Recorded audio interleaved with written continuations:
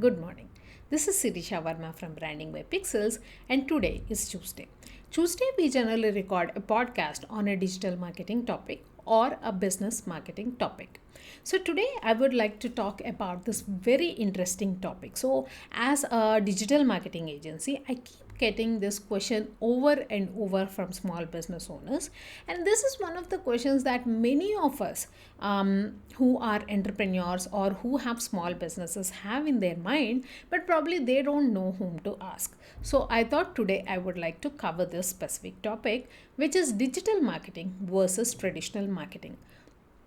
So if you look at entrepreneurship specifically in India, entrepreneurship is a very new concept until and unless you come from very traditional families like Gujaratis or Marwadis. You Most of our ancestors or our fathers, grandfathers, all of them might have had to work under somebody to provide for their family. They have never thought about setting up their own businesses, right?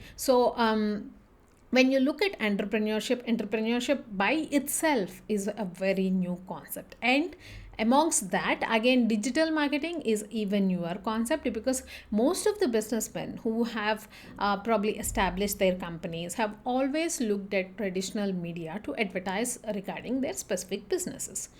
Now, if you have set up a small business by yourself, then you must also have this question regarding why should I run why should I use digital marketing when I can use traditional marketing?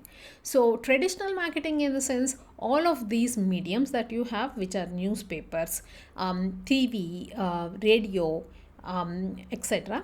So, the question is, why should I use digital marketing and then just ignore this traditional marketing? So, we will talk about that in detail. But before we get on to that specific topic, I would like to talk about three specific issues that we have seen small business owners face.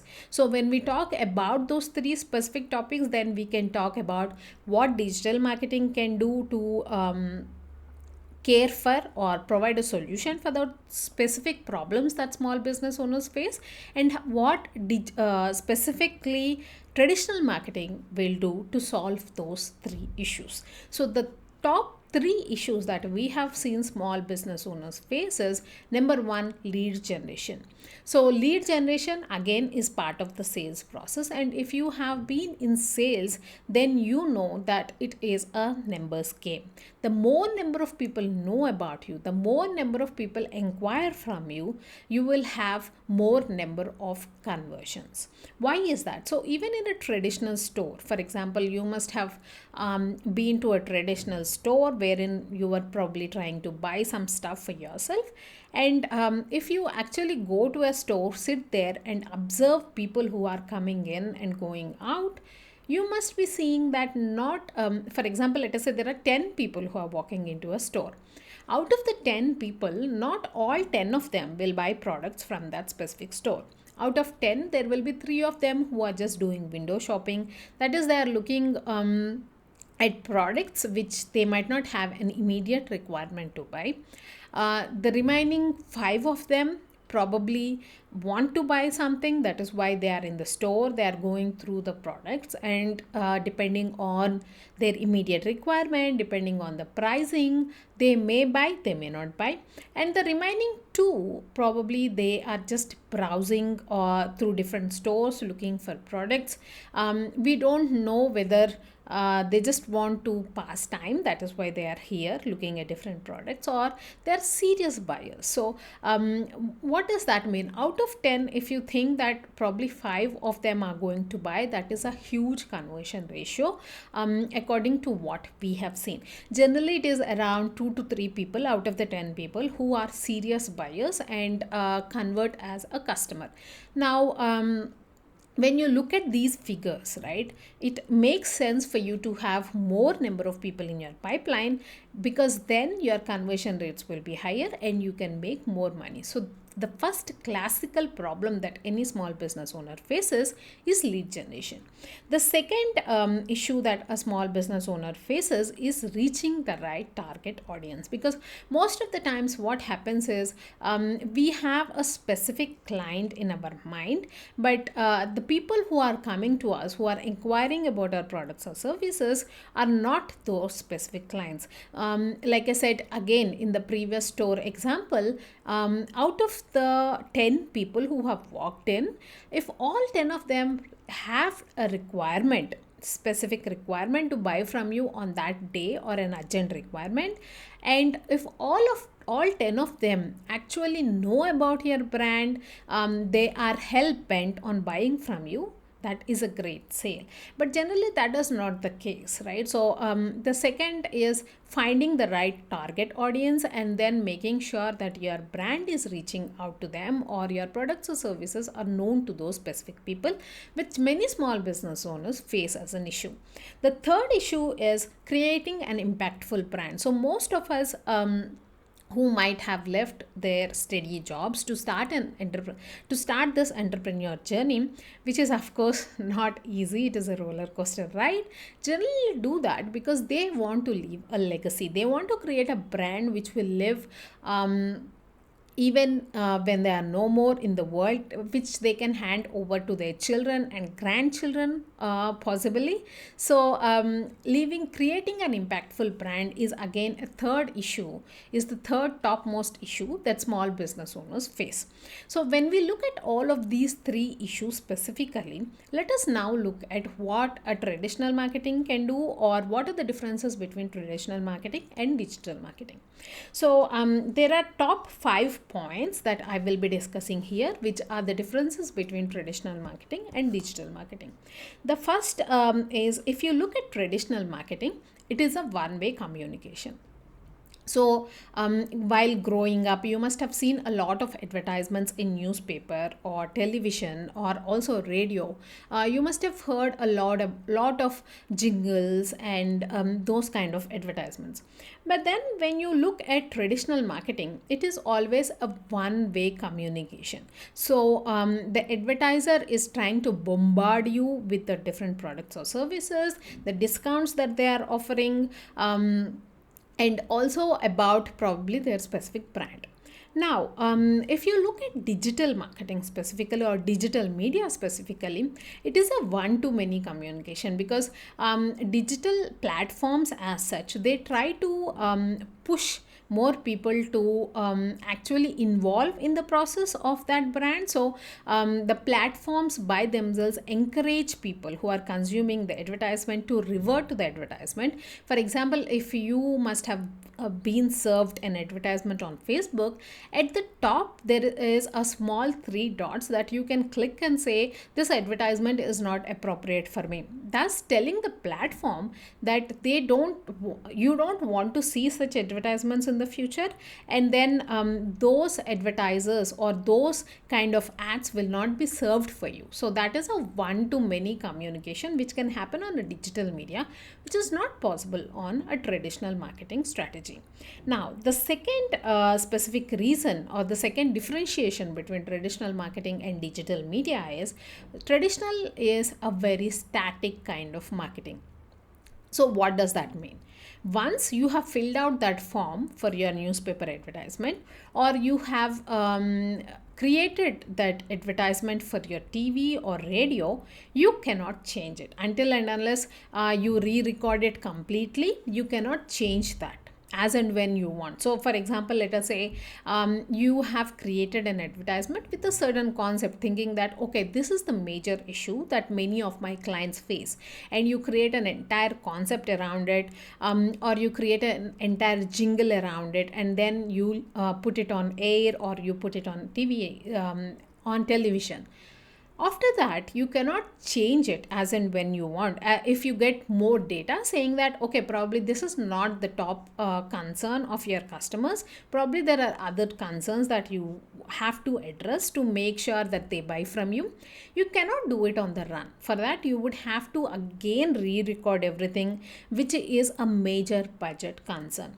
But if you look at digital media is a very dynamic process. So what happens with digital media is, for example, you are running an advertisement today on Facebook or Instagram or Pinterest or LinkedIn or Twitter. If you think that, okay, this is not the number one concern for my prospects or customers because I got feedback that there are other issues that they are facing, instantly you can turn off that ad and immediately you can create another ad. It is that easy. It can happen within 5 minutes. It can happen within an hour. It can happen within 4 hours. If that depends on what type of information you are getting, what sort of ad you are creating. So instantly you can do that because this is a very dynamic medium. The third differentiation is when you look at traditional marketing, it is targeted to everybody. So in sales or in specifically marketing or in specifically businesses, we say specific is terrific.